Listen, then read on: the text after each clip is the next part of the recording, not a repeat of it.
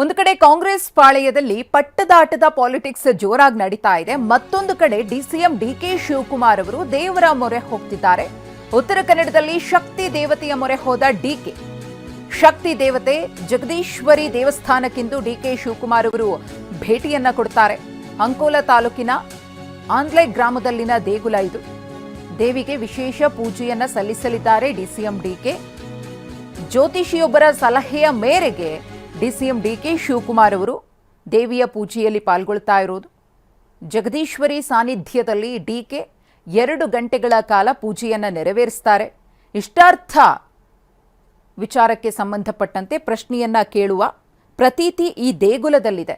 ಆ ಇಷ್ಟಾರ್ಥ ಸಿದ್ಧಿಗಾಗಿ ಪೂಜೆ ಪುನಸ್ಕಾರವನ್ನು ನೆರವೇರಿಸಲಾಗುತ್ತೆ. 5 ವರ್ಷದ ಬಳಿಕ ಕರಾವಳಿಯ ಶಕ್ತಿ ದೇವಿಗೆ ಡಿಸಿಎಂ ಡಿಕೆ ಶಿವಕುಮಾರ್ ಅವರು ಪೂಜೆಯನ್ನು ಸಲ್ಲಿಸುತ್ತಿದ್ದಾರೆ. ಈ ಹಿಂದೆ ಕಾನೂನಿನ ಸುಳಿಯಲ್ಲಿ ಸಿಲುಕಿದಂತಹ ಸಂದರ್ಭದಲ್ಲೂ ಕೂಡ ಈ ದೇವಿಯ ಮೊರೆ ಹೋಗಿದ್ರು. ಜಗದೀಶ್ವರಿಯ ಮೊರೆ ಹೋಗಿ ಯಶಸ್ಸನ್ನ ಕಂಡಿದ್ರು. ತಿಹಾರ್ನಿಂದ ಮುಕ್ತಿಗೊಳಿಸಿ ಕೆಪಿಸಿಸಿ ಅಧ್ಯಕ್ಷ ಪಟ್ಟ ಸಿಗುವ ಮುನ್ಸೂಚನೆ ಸಿಕ್ಕಿತ್ತು. ಶಕ್ತಿ ದೇವತೆಯ ಮೊರೆ ಹೋದ ನಂತರದಲ್ಲಿ ಇದೀಗ ಮತ್ತೊಮ್ಮೆ ನಾಯಕತ್ವ ಬದಲಾವಣೆಯ ವಿಚಾರ ಮುನ್ನೆಲೆಯಲ್ಲಿ ಇರುವಂತಹ ಈ ಸಂದರ್ಭದಲ್ಲಿಯೇ ಜಗದೀಶ್ವರಿ ದೇಗುಲಕ್ಕೆ ಭೇಟಿಯನ್ನ ಕೊಡ್ತಾ ಇರೋದು ತೀವ್ರ ಕುತೂಹಲವನ್ನ ಕೆರಳಿಸಿದೆ. ನಮ್ಮ ಪ್ರತಿನಿಧಿ ಸೂರಜ್ ಈ ದೇಗುಲದ ಅರ್ಚಕರ ಜೊತೆಗೆ ಮಾತುಕತೆಯನ್ನ ನಡೆಸಿದ್ದಾರೆ. ಈ ದೇಗುಲದ ವಿಶೇಷತೆ ಬಗ್ಗೆ ಅರ್ಚಕರು ಏನ್ ಹೇಳಿದ್ದಾರೆ ಹಾಗಿದ್ರೆ ನೋಡೋಣ.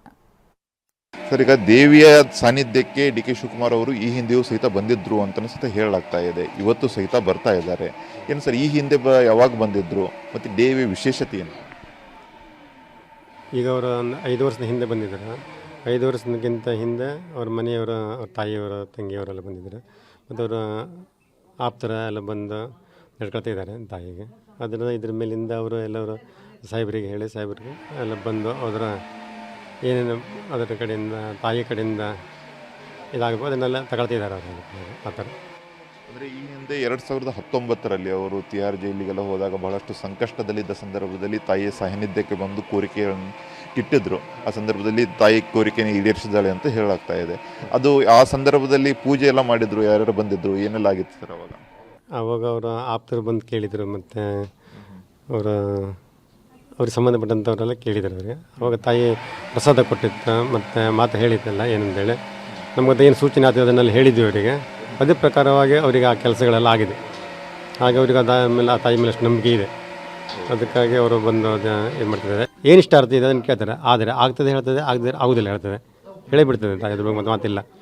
ಬಲಗಡೆ ಮತ್ತು ಎಡಗಡೆ ಪ್ರಸಾದನೂ ಆಗ್ತದೆ. ಹಾಗೆ ಅದೇ ಪ್ರಕಾರ ಈಗ ಪ್ರತಿ ದೇವಸ್ಥಾನಗಳಲ್ಲಿ ಹೋಮ ಹವನ ಆದ ನಂತರ ವಿಶೇಷ ಪೂಜೆ ಅದು ಎಲ್ಲ ಇರುತ್ತೆ. ಇವತ್ತು ಕೇವಲ 2 ಗಂಟೆಗಳ ಕಾಲ ಅಷ್ಟೇ ಇವರು ಇರ್ತಾರೆ, ಡಿ ಕೆ ಅವರು ಇರ್ತಾರೆ. ಏನು ಕಾರ್ಯಕ್ರಮ ಇರುತ್ತೆ 2 ಗಂಟೆ ಅಷ್ಟೇ ಅಂತ? ಅಲ್ಲ, ಈಗ ಅವ್ರ ಸಂಕಲ್ಪದಲ್ಲಿ ಬೆಳಿಗ್ಗೆ 5 ಗಂಟೆಗೇ ಅವ್ರದ್ದು ಸಂಕಲ್ಪದಲ್ಲಿ, ಅವ್ರ ಮನೆಯ ಎಲ್ಲರ ಸಂಕಲ್ಪದಲ್ಲಿ ಅಭಿಷೇಕಾದಿಗಳು ಎಲ್ಲ ಅಭಿಷೇಕಗಳು ಮುಗಿದಿದೆ. ಮತ್ತು ಕುಂಕುಮಾರ್ಚನೆ ಆಗ್ತದೆ. ಮತ್ತು ಬೆಳಿಗ್ಗೆ ಒಂದು ಪೂಜೆ ಅವ್ರ ಸಂಕಲ್ಪದಲ್ಲಿ ಆಗ್ತದೆ. ಮತ್ತು ಆಮೇಲೆ ಅವ್ರು ಬಂದ ಮೇಲೆ ಮತ್ತೆ ಕದ ಹಾಕಿಡ್ತೀವಿ. ಆಮೇಲೆ ಅವ್ರು ಬಂದ ಮೇಲೆ ಅವ್ರು ಏನು ಹೇಳ್ತಾರೋ ಅದನ್ನು ಮಾಡ್ತೀವಿ.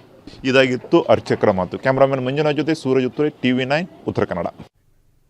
ಮತ್ತಷ್ಟು ಮಾಹಿತಿಯನ್ನು ಕೊಡ್ತಾರೆ ನಮ್ಮ ಪ್ರತಿನಿಧಿ ಸೂರಜ್ ನೇರ ಸಂಪರ್ಕದಲ್ಲಿ. ಸೂರಜ್, ಎಷ್ಟು ಹೊತ್ತಿಗೆ ಡಿಸಿಎಂ ಡಿಕೆ ಶಿವಕುಮಾರ್ ಅವರು ದೇಗುಲಕ್ಕೆ ಬರ್ತಾರೆ? ಪ್ರಮುಖವಾಗಿ ನಾಯಕತ್ವ ಬದಲಾವಣೆಯ ವಿಚಾರ ಚರ್ಚೆ ಆಗ್ತಾ ಇರುವ ಬೆನ್ನಲ್ಲೇ ಡಿಸಿಎಂ ಡಿಕೆ ಶಿವಕುಮಾರ್ ಅವರು ಟೆಂಪಲ್ ರನ್ ಮಾಡ್ತಾ ಇರೋದನ್ನ ನಾವು ಗಮನಿಸ್ತಾ ಇದ್ದೀವಿ. ಇದೀಗ ಜಗದೀಶ್ವರಿಯ ಮೊರೆ ಹೋಗ್ತಿದ್ದಾರೆ ಅಂದ್ರೆ ಅದರಿಂದ ಫಲಪ್ರಾಪ್ತಿಯ ನಿರೀಕ್ಷೆಯಲ್ಲಿ ಡಿಕೆ ಶಿವಕುಮಾರ್ ಅವರು ಇರ್ತಾರಾ ಅಂತ ಹಾಗಿದ್ರೆ?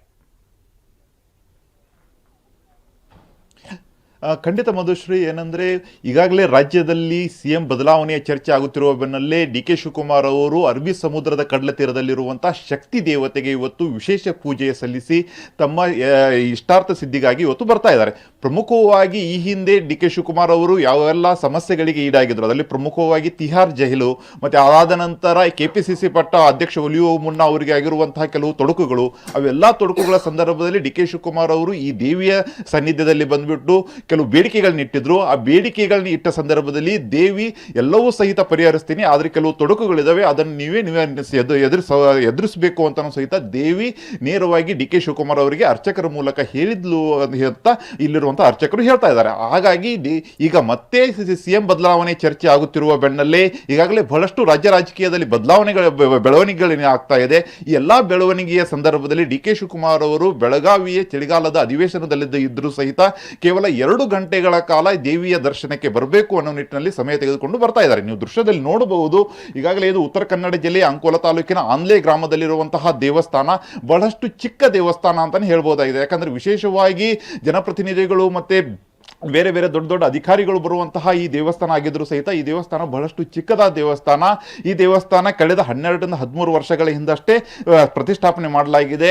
ಪೂರ್ತಿಯಾಗಿ ತೆಂಗಿನ ತೋಟದಲ್ಲಿರುವಂತಹ ಈ ದೇವಸ್ಥಾನಕ್ಕೆ ಸುಮಾರು 200-300 ಅಧಿಕಾರಿಗಳ ವರ್ಗವೇ ಈ ವರ್ಷದಲ್ಲಿ ಬರ್ತಾರೆ ಅಂತ ಸಹಿತ ಅರ್ಚಕರು ಹೇಳ್ತಾ ಇದ್ದಾರೆ. ಈ ರೀತಿಯಾದಂತಹ ಶಕ್ತಿ ದೇವತೆಯಾಗಿರುವಂತಹ ಈ ದೇವಸ್ಥಾನದಲ್ಲಿ ಡಿ ಕೆ ಶಿವಕುಮಾರ್ ಅವರು 2 ಗಂಟೆಗಳ ಕಾಲ ಪೂಜೆಯನ್ನು ಸಲ್ಲಿಸ್ತಾರೆ.